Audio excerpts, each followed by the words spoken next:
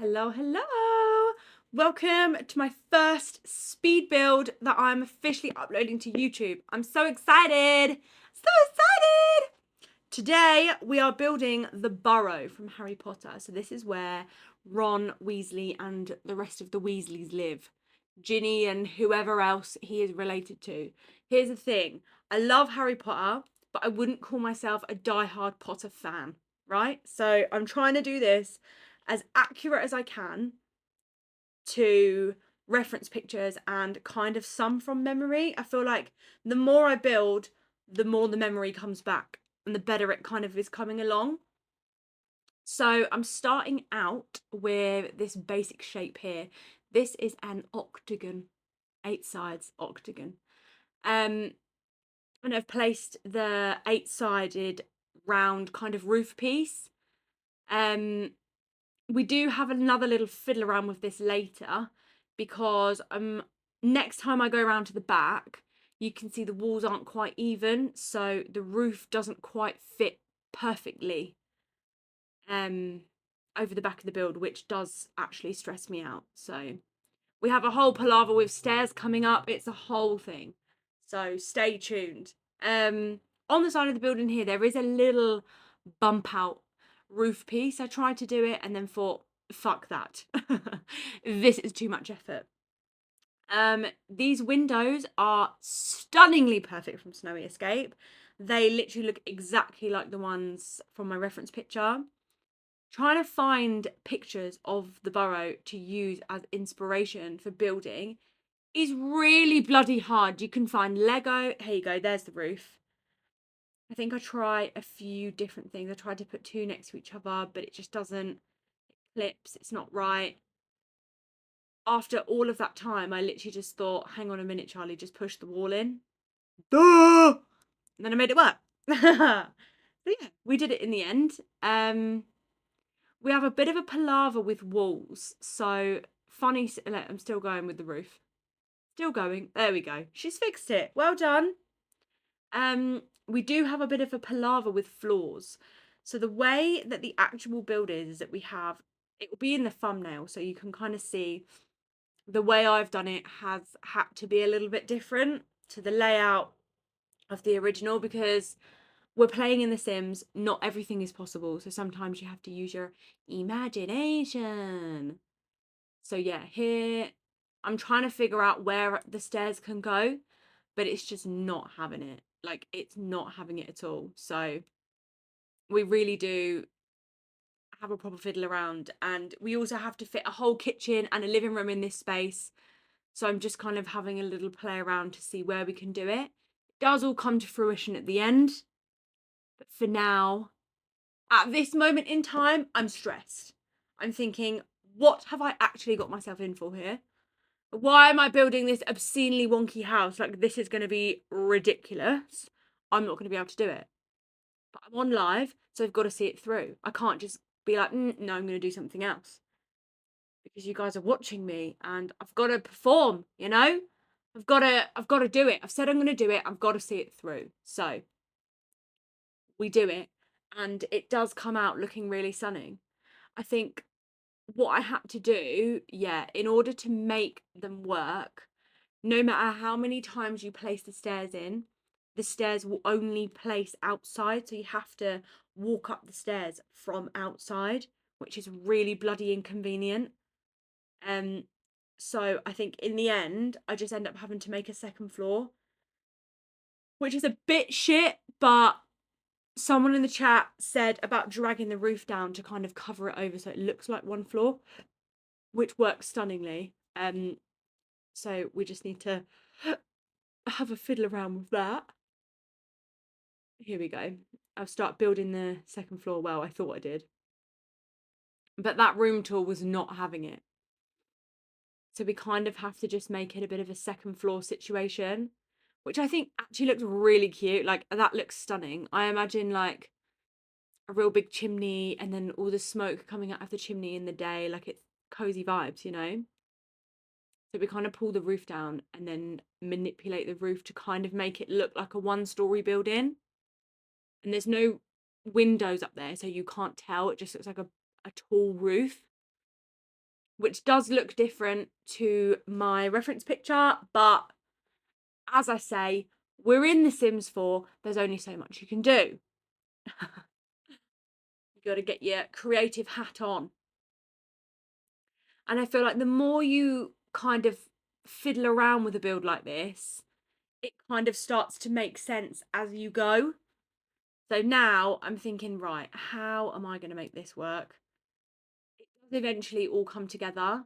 It's just about trying to figure out how it's going to work. And I really wish you could build more levels up. 4 levels is not enough for me. Now I'm literally sitting here looking at my reference picture thinking, how could I have done this differently? Don't tempt me, because I'll delete the whole bloody lot and start again. uh, so we're doing the upstairs bit. This is where like all of the bedrooms and things are going to go. So I do have a floor plan saved. So we have the first floor, which is we've got 2 bedrooms on the first floor. On the second floor, we have 3 bedrooms. Third floor, we have a bathroom. Fourth floor is a big master bedroom. The 5th floor is supposed to be Ron's bedroom, and then the attic, we just have like a ghost living in the attic.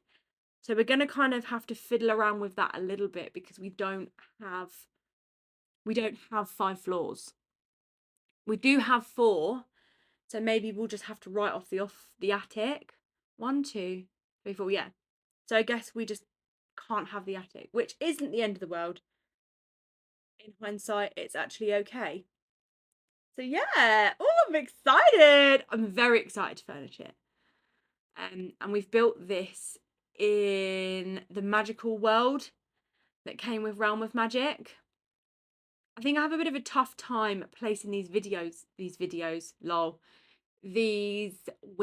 down, because the windows all over are very much random. They're very random. They don't have any kind of pattern. And I do find that a little bit hard, because usually I like to build and I like everything to look seamless and I like everything to match, and you kind of do everything on the same aesthetic, if that makes sense. Whereas this doesn't have an aesthetic. This is just the building is weird itself. The windows are weird. Everything is weird. Everything is different. Yeah, it's very strange. We do eventually delete that bottom room as well. So then the house is kind of floating, because it does float in The Sims. We do kind of, not in The Sims, sorry, in the actual film, it just kind of has a big bit built onto it, and it does look a bit weird. So I feel like this looks too put together at the moment. So we do get rid of that, and then, as I say, add all the landscaping, because the Burrow is on a massive plot of land. I did manage to find some inspiration pictures. So yeah, we do a lot of thingy. Here's a flying car going in. It's all in the details, you know what I mean? I feel like it's all the little things, and that is what I love about furnishing. Look at this ridiculous chimney. What was I actually thinking? I think I do end up going for that one and then placing the smaller one on top. Yeah, the chimney is gargantuous, if I do say so myself. It is huge. They also have this little balcony. I don't know how you would get to this balcony. I might do like a little door. So this would be on the 5th floor, which is Ron's bedroom. So maybe he could have like a little balcony. We could probably shove a little door there leading out from that bedroom to the balcony. And I feel like this really does make it look like the Burrow, because with just the walls and things, it's not quite giving what it needs to give. And I nearly did this in brown, which is like not the vibe. It's grey. It's like a grey little outbuilding thing with a roof on it, and it's really cute. Loved the way those fences turned out. I feel like it kind of looks a bit overgrown, like it's got ivy and stuff growing on it. Look at that. Lovely, lovely, lovely. He can go out there and he could park the car there, really, couldn't he? he could leave from his bedroom into the car and park the car all the way up there. I feel like I might actually add another car up there. They do only have one car, but if we use our imagination, we could probably place a second car up at the balcony. I think it would be very cute. Or maybe like a cauldron or something like that that's quite magical, something from the magic pack. So here I go back because now we have this massive bump out. And I wanted a little bit more space for the living room and the kitchen. I didn't really want anything in between. I might build like a partition wall or like a pantry or something like that. But I did want the space. So that's just kind of a derelict space then. So I'll just delete that. And then we give the illusion of the house floating, which I was really happy with. I know the stairs are there, but it also then kind of looks like it gives the building a little bit of support. We then add in the supports around the back. It's just such a random house and I just love it. I just absolutely love it. It is stunning. A little bit of wear and tear in the roof because the real pictures of it and in the films, it does look very old. It's a very old, very DIY queen, we're not paying for an extension, I'll fucking do it myself. It's very much giving all of those things. Yeah. Jesus. Then we're gonna do a little front garden situation. This scared me at first. I thought, I do kind of want the grass to be dead, but I really want to blend. I want to blend in the grass from the outside. And looking at this, you really don't think I'm going to do that. But then I do. And I was quite proud of myself for that. I was like so determined to find a grass swatch that matches from the one in the world. And I think we went with that one in the end, yeah. And we just kind of blend it in. But I really love the way the landscaping turned out. I feel like the landscaping is, I know I've said it already, but it is definitely my favourite part. It is stunning and lovely. So the grass is kind of withered and dead because obviously they're not paying attention to the garden. They're wizards, for God's sake. They don't give a shit about all that. They're doing magic and going to Diagon Alley and doing whatever the fuck they want to do, you know? They're not bothered about the garden. They're like, whatever. I don't care. So we do this cutesy little front garden. I think I edit that more towards the end. Yes, we do a little pond. And you know what? I do not build ponds enough. I love a pond in The Sims 4. I had a proper play around with the water levels.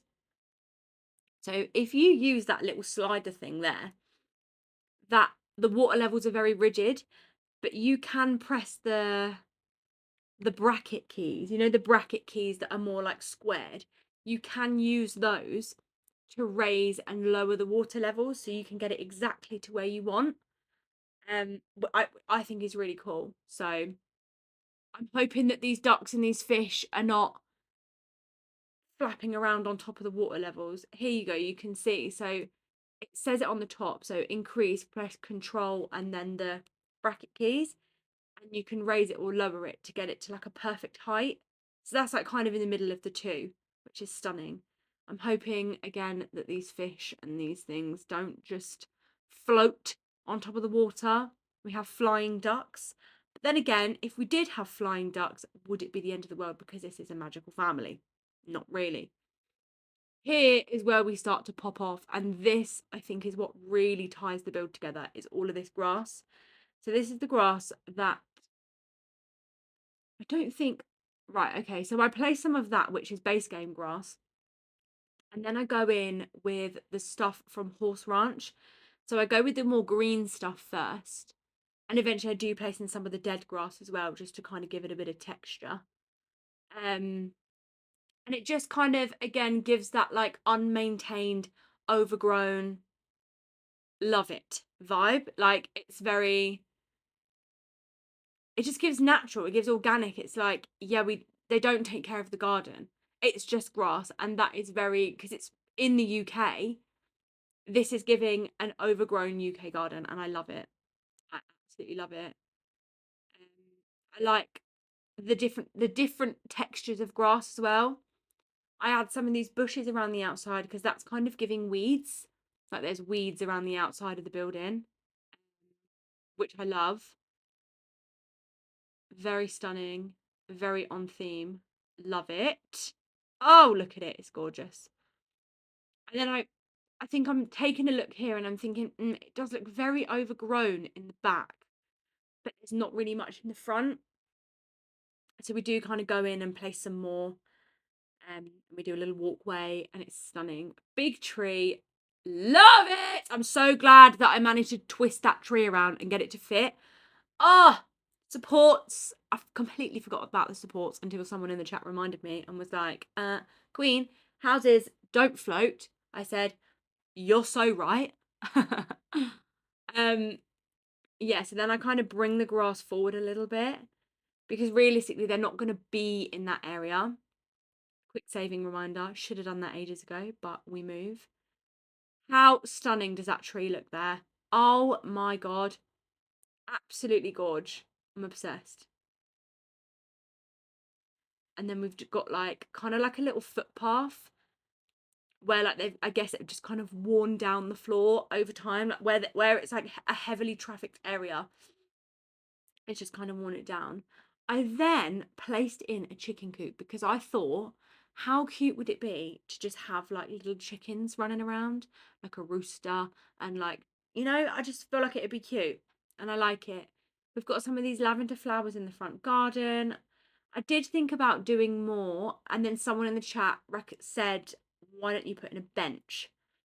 And that, stunning. We found the perfect bench. It's not that one, it's the next one we pull out. That one, stunning. From Love Struck. Yes, I don't really use benches very often. So when I do, I feel like it's really exciting because I get to see all these new swatches of things that I've never seen before. So yes, we place some more little potted plants outside. This is very England. It's very on theme. I'm obsessed. And then I think we call it a day around here. No, we do place a bit more grass. I did say that, didn't I? Just to kind of add it in and make it look a bit more busy. Because sometimes I feel like when you build a house on a lot, it can look very random. Whereas adding all of this in, it kind of has made it blend into the world a little bit more. Kind of lower that car a little bit because it is a little bit dramatic. So yeah, I think over there by the pond, you can actually see some of this grass anyway, which I didn't realise until just now. We do have a bit of long grass knocking about, so it does fit in with the world. Now that I can see it in hindsight, it is looking gorgeous. Oh my God, I'm so obsessed with this build. So obsessed! I'll plop some screenshots in at the end as well, and we'll go through them. And yeah, so that is part 1 to our Harry Potter the Burrow build. Look at that. Oh my God! Stunning at night time. Absolutely stunning. Better light than that, Charlie. Yes, Queen. Yes. Obsessed. 10 out of 10. Candles on the pond. Absolutely love it. Can't wait to do the interior. I will see you there. Keep an eye out.